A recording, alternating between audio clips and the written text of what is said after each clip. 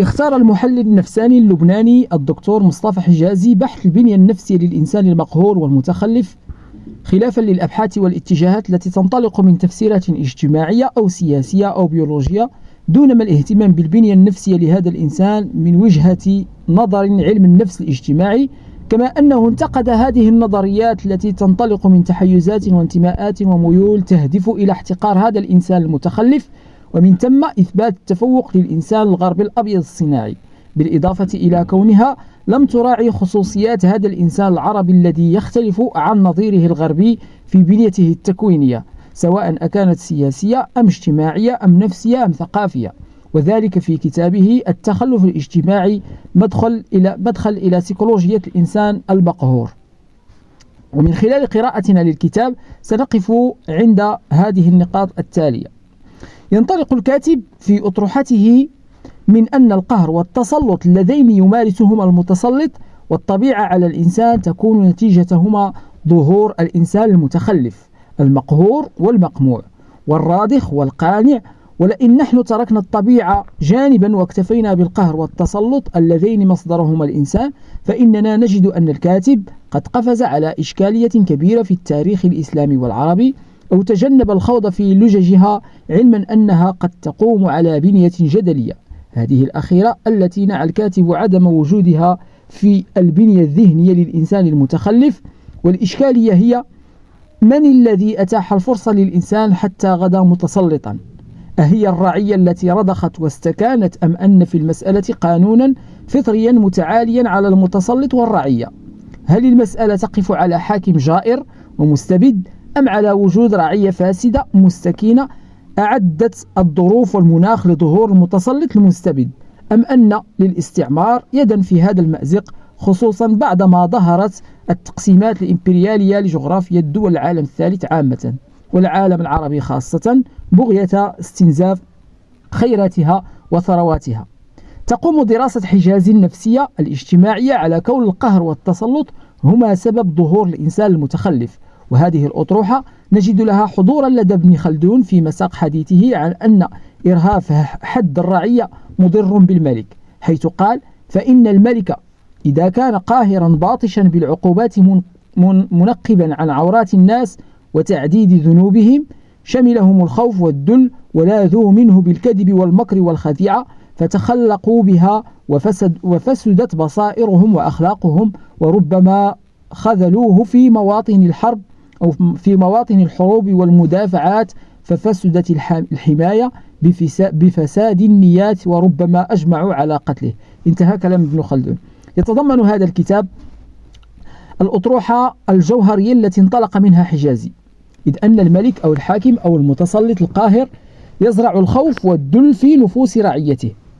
ومن ثم ينعدم لديهم الضابط الأخلاقي، ولن يجدوا ملاذا لهم إلا في الكذب والمكر والخديعة، وهذا ما اعتبره حجازي أسلوبا من أساليب دفاع الإنسان المقهور عن اعتباره الذاتي. كما أن كلام ابن خلدون يتضمن أن الرعية قد تتحين الفرصة لقتل الحاكم الجائر، وهذا أيضا ما أورده حجازي من أن المقهور قد يهدف إلى قتل المتسلط أو السخرية منه أو تدمير رموزه وقيمه في سبيل الانتقام والدفاع عن الذات المستلبة. كما أن لابن خلدون رأيا آخر في كون ضرب المتعلم وقهره يفسد معاني الإنسانية لديه، وذلك أن من كان مرباه بالعنف والقهر من المتعلمين سطى به القهر وضيق على النفس في انبساطها، ودعاه إلى الكسل، وحمله على الكذب والخبث خوفا من انبساط الأيدي بالقهر عليه، وعلمه المكر وعلمه المكر والخديعة، ولذلك صارت له عادة وخليقة وفسدت معاني الإنسانية لديه. انتهى كلام ابن خلدون. فالمتعلم أو الرعية اللذان سطى بهما القهر أي أذلهما يلجآن إلى الكذب والخديعة مما يفسد النفوس ويفقدها معنى الإنسانية، ولعل هذا ما أورده حجازي في كون القهر يسلب الإنسان إنسانيته واعتباره الذاتي. أورد حجازي أن الإنسان المتخلف من شدة القهر يلجأ إلى التماهي الجزئي أو الكلي بسلوك المتسلط أو بخصائصه أو بأدواته أو بعدوانه، ولهذه الفكرة حضور في مقدمة ابن خلدون، حيث ورد أن المغلوب يتشبه أبدا بالغالب في ملبسه ومركبه وسلاحه في اتخاذها وأشكالها، بل بسائر أحواله.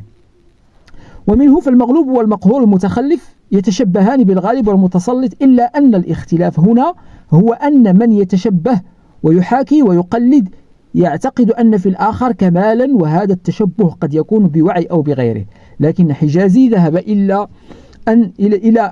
أن تماهي المقهور بالمتسلط يكون بدون وعي منه، لاعتقاد الأول أن الثاني هو النموذج الذي فشل الإنسان المقهور في إزاحته عن مكانه وإنزاله من عليائه. تتخذ عملية ممارسة القهر والتسلط عند حجازي شكلا دائريا، بحيث إن المستعمر يقهر ويضطهد المتسلط المحلي، الحكام والرؤساء، وهذا الأخير يضطهد المواطن المتخلف والمقهور، وهذا الأخير يضطهد بعضه بعضا من الأقوى إلى الأضعف. نجد لها حضورا لدى المفكر المغربي المهدي المنجرة في كتابه الإهانة في عهد الميغا إمبريالية، إذ أشار إلى أن المستعمر الخارجي يهين الدول النامية والمتخلفة، وهذه الدول تهين مواطنيها. ومنه فالتسلط والإهانة مشتركان من حيث الحركة التنازلية، أي من أعلى هرم السلطة إلى الرعية، وشدة وقعها على الكائن الذي يوجد في أسفل القاعدة. لكن نظرتي المنجرة وحجازي تختلفان، من حيث كون النظرة الأول أتت لتؤكد اتساع الهوة بين الحكام والمحكومين وبين الأغنياء والفقراء في البلدان النامية والمتخلفة، في حين أن نظرة الثاني ذات بعد نفساني تبرز لنا العوامل السياسية والاقتصادية والاجتماعية التي تسهم في تكوين البنية النفسية والذهنية للإنسان المتخلف. ومن ثم فإن النظريتين تتقاطعان عند نقطة الاستبداد والاستعباد اللذين يمارسان على الرعايا في البلدان المتخلفة.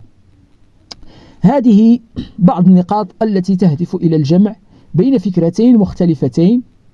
من حيث السياق، ومتطابقتين في الهدف والغاية منهما، كما أن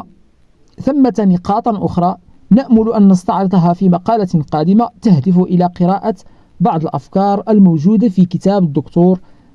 مصطفى حجازي في ضوء السياق التاريخي والاجتماعي بعد خروج هذه الدراسة إلى الوجود، لأن ثمة أفكارا حول الإنسان المتخلف نجد ما يعززها في عهدنا الراهن.